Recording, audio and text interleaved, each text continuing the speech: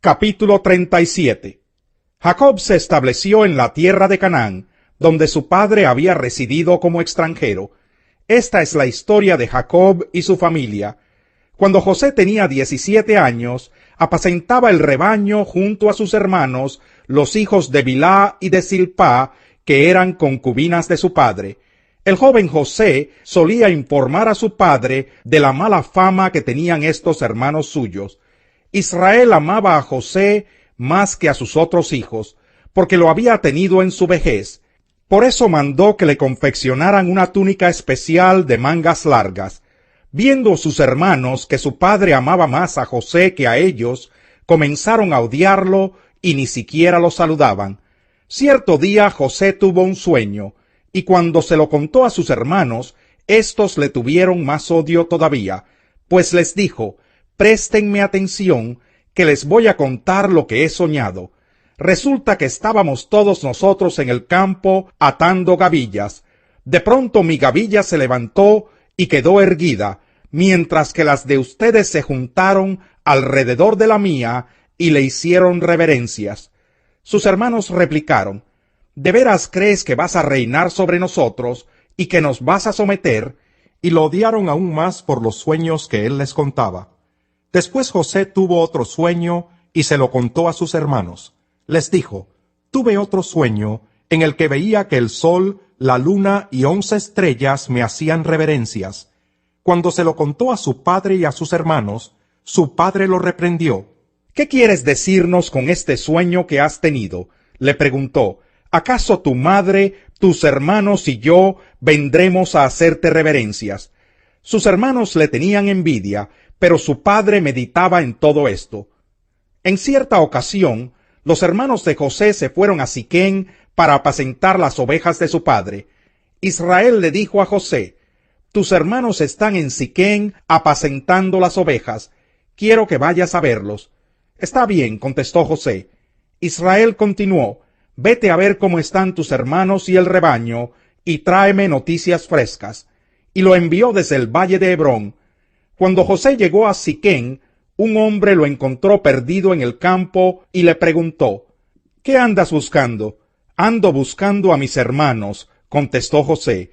«¿Podría usted indicarme dónde están apacentando el rebaño?». «Ya se han marchado de aquí», le informó el hombre. «Les oí decir que se dirigían a Dotán». José siguió buscando a sus hermanos y los encontró cerca de Dotán. Como ellos alcanzaron a verlo desde lejos, antes de que se acercara tramaron un plan para matarlo. Se dijeron unos a otros: «Ahí viene ese soñador. Ahora sí que le llegó la hora. Vamos a matarlo y echarlo en una de estas cisternas, y diremos que lo devoró un animal salvaje, y a ver en qué terminan sus sueños». Cuando Rubén escuchó esto, intentó librarlo de las garras de sus hermanos, así que les propuso: «No lo matemos, no derramen sangre, arrójenlo en esta cisterna en el desierto, pero no le pongan la mano encima». Rubén dijo esto porque su intención era rescatar a José y devolverlo a su padre. Cuando José llegó a donde estaban sus hermanos, le arrancaron la túnica especial de mangas largas, lo agarraron y lo echaron en una cisterna que estaba vacía y seca. Luego se sentaron a comer. En eso, al levantar la vista, divisaron una caravana de ismaelitas que venía de Galaad. Sus camellos estaban cargados de perfumes, bálsamo y mirra que llevaban a Egipto. Entonces Judá les propuso a sus hermanos: «¿Qué ganamos con matar a nuestro hermano y ocultar su muerte? En vez de eliminarlo, vendámoslo a los ismaelitas. Al fin de cuentas, es nuestro propio hermano». Sus hermanos estuvieron de acuerdo con él. Así que cuando los mercaderes madianitas se acercaron, sacaron a José de la cisterna y se lo vendieron a los ismaelitas por 20 monedas de plata. Fue así como se llevaron a José a Egipto. Cuando Rubén volvió a la cisterna y José ya no estaba allí, se rasgó las vestiduras en señal de duelo. Regresó entonces a donde estaban sus hermanos y les reclamó: «Ya no está ese mocoso, ¿y ahora qué hago?». Enseguida los hermanos tomaron la túnica especial de José, degollaron un cabrito y con la sangre empaparon la túnica. Luego la mandaron a su padre con el siguiente mensaje: encontramos esto, fíjate bien si es o no la túnica de tu hijo. En cuanto Jacob la reconoció, exclamó: sí, es la túnica de mi hijo. Seguro que un animal salvaje se lo devoró y lo hizo pedazos. Y Jacob se rasgó las vestiduras y se vistió de luto, y por mucho tiempo hizo duelo por su hijo. Todos sus hijos y sus hijas intentaban calmarlo, pero él no se dejaba consolar, sino que decía: no, guardaré luto hasta que descienda al sepulcro para reunirme con mi hijo. Así Jacob siguió llorando la muerte de José. En Egipto, los madianitas lo vendieron a un tal Potifar, funcionario del faraón y capitán de la guardia. Capítulo 38.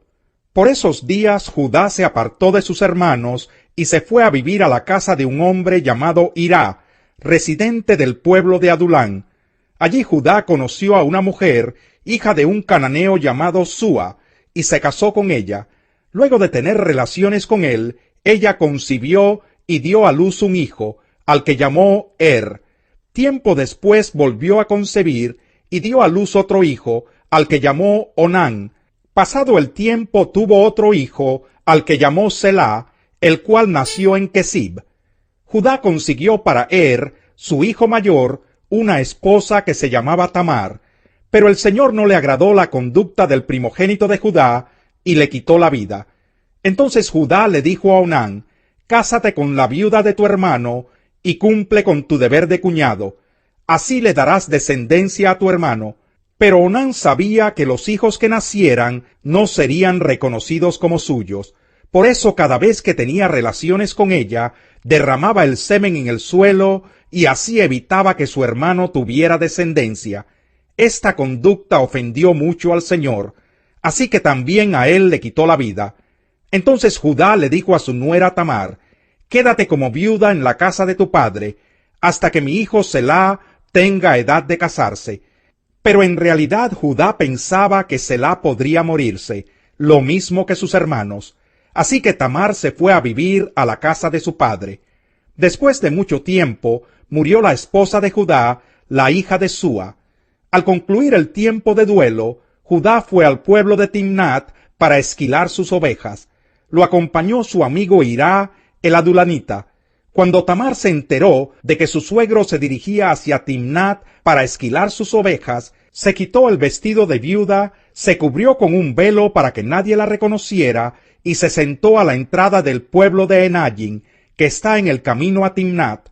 Esto lo hizo porque se dio cuenta de que Selá ya tenía edad de casarse y aún no se lo daban a ella por esposo. Cuando Judá la vio con el rostro cubierto, la tomó por una prostituta.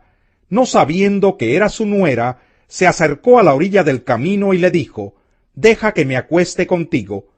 ¿Qué me das si te digo que sí?, le preguntó ella. Te mandaré uno de los cabritos de mi rebaño, respondió Judá. Está bien, respondió ella, pero déjame algo en garantía hasta que me lo mandes. ¿Qué prenda quieres que te deje?, preguntó Judá. Dame tu sello y su cordón y el bastón que llevas en la mano, respondió Tamar. Judá se los entregó, se acostó con ella y la dejó embarazada. Cuando ella se levantó, se fue inmediatamente de allí, se quitó el velo y volvió a ponerse la ropa de viuda. Más tarde, Judá envió el cabrito por medio de su amigo adulanita para recuperar las prendas que había dejado con la mujer, pero a su amigo no dio con ella. Entonces le preguntó a la gente del lugar: ¿dónde está la prostituta de Enajin, la que se sentaba junto al camino? Aquí nunca ha habido una prostituta así, le contestaron. El amigo regresó a donde estaba Judá y le dijo: no la pude encontrar. Además, la gente del lugar me informó que allí nunca había estado una prostituta como esa. Que se quede con las prendas, replicó Judá. No es cuestión de que hagamos el ridículo, pero que quede claro, yo le envié el cabrito y tú no la encontraste. Como 3 meses después, le informaron a Judá lo siguiente: tu nuera Tamar se ha prostituido, y como resultado de sus andanzas ha quedado embarazada. Sáquenla y quémenla, exclamó Judá. Pero cuando la estaban sacando, ella mandó este mensaje a su suegro: el dueño de estas prendas fue quien me embarazó. A ver si reconoce usted de quién son este sello, el cordón del sello y este bastón. Judá los reconoció y declaró: su conducta es más justa que la mía, pues yo no la di por esposa a mi hijo Selá, y no volvió a acostarse con ella. Cuando llegó el tiempo de que Tamar diera a luz, resultó que tenía mellizos en su seno. En el momento de nacer, uno de los mellizos sacó la mano, la partera le ató un hilo rojo en la mano, y dijo: este salió primero. Pero en ese momento el niño metió la mano, y salió primero el otro. Entonces la partera dijo: ¿cómo te abriste paso? Por eso al niño lo llamaron Fares. Luego salió su hermano con el hilo rojo atado en la mano, y lo llamaron Sera.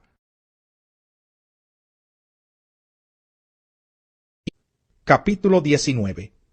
Pilato tomó entonces a Jesús y mandó que lo azotaran. Los soldados, que habían tejido una corona de espinas, se la pusieron a Jesús en la cabeza y lo vistieron con un manto de color púrpura. ¡Viva el rey de los judíos!, le gritaban, mientras se le acercaban para bofetearlo. Pilato volvió a salir. Aquí lo tienen, dijo a los judíos. Lo he sacado para que sepan que no lo encuentro culpable de nada. Cuando salió Jesús, llevaba puestos la corona de espinas y el manto de color púrpura. Aquí tienen al hombre, les dijo Pilato. Tan pronto como lo vieron, los jefes de los sacerdotes y los guardias gritaron a voz en cuello: ¡Crucifícalo! ¡Crucifícalo! Pues llévenselo y crucifíquenlo ustedes, replicó Pilato. Por mi parte, no lo encuentro culpable de nada.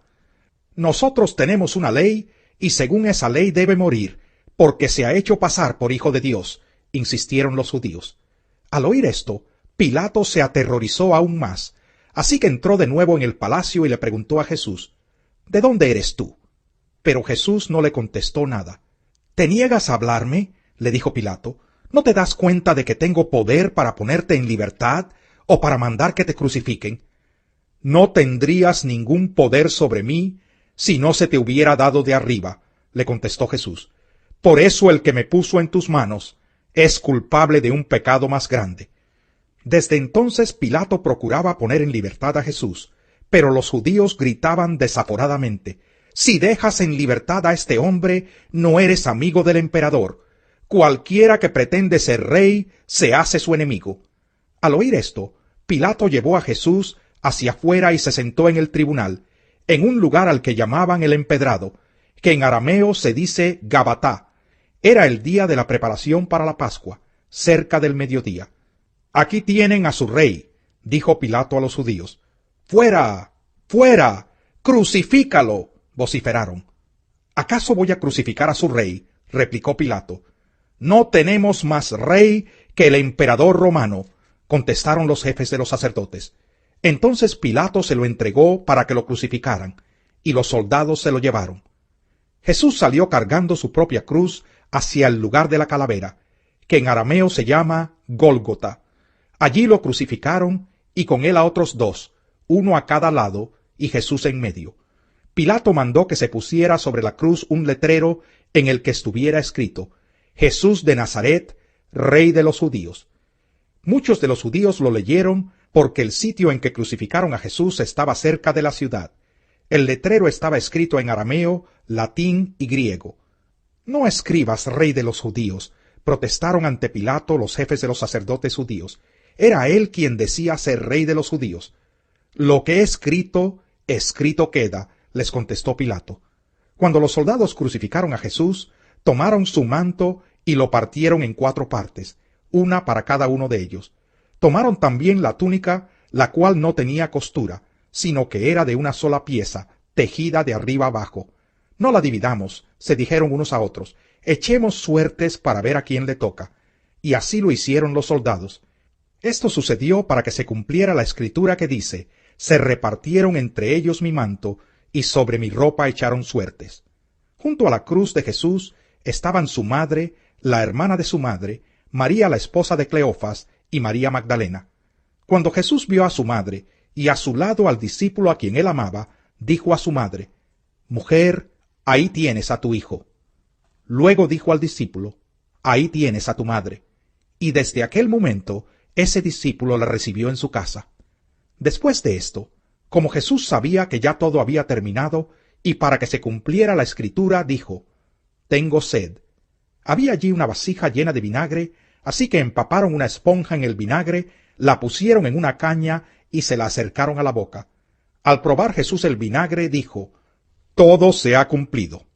Luego inclinó la cabeza y entregó el espíritu. Era el día de la preparación para la Pascua. Los judíos no querían que los cuerpos permanecieran en la cruz en sábado, por ser este un día muy solemne. Así que le pidieron a Pilato ordenar que les quebraran las piernas a los crucificados y bajaran sus cuerpos. Fueron entonces los soldados y le quebraron las piernas al primer hombre que había sido crucificado con Jesús, y luego al otro. Pero cuando se acercaron a Jesús y vieron que ya estaba muerto, no le quebraron las piernas, sino que uno de los soldados le abrió el costado con una lanza, y al instante le brotó sangre y agua. El que lo vio ha dado testimonio de ello, y su testimonio es verídico. Él sabe que dice la verdad, para que también ustedes crean. Estas cosas sucedieron para que se cumpliera la escritura. No le quebrarán ningún hueso. Y como dice otra escritura, mirarán al que han traspasado. Después de esto, José de Arimatea le pidió a Pilato el cuerpo de Jesús. José era discípulo de Jesús, aunque en secreto por miedo a los judíos. Con el permiso de Pilato fue y retiró el cuerpo. También Nicodemo, el que antes había visitado a Jesús de noche, llegó con unos 34 kilos de una mezcla de mirra y halo. Ambos tomaron el cuerpo de Jesús y, conforme a la costumbre judía de dar sepultura, lo envolvieron en vendas con las especias aromáticas. En el lugar donde crucificaron a Jesús había un huerto, y en el huerto un sepulcro nuevo en el que todavía no se había sepultado a nadie. Como era el día judío de la preparación, y el sepulcro estaba cerca, pusieron allí a Jesús.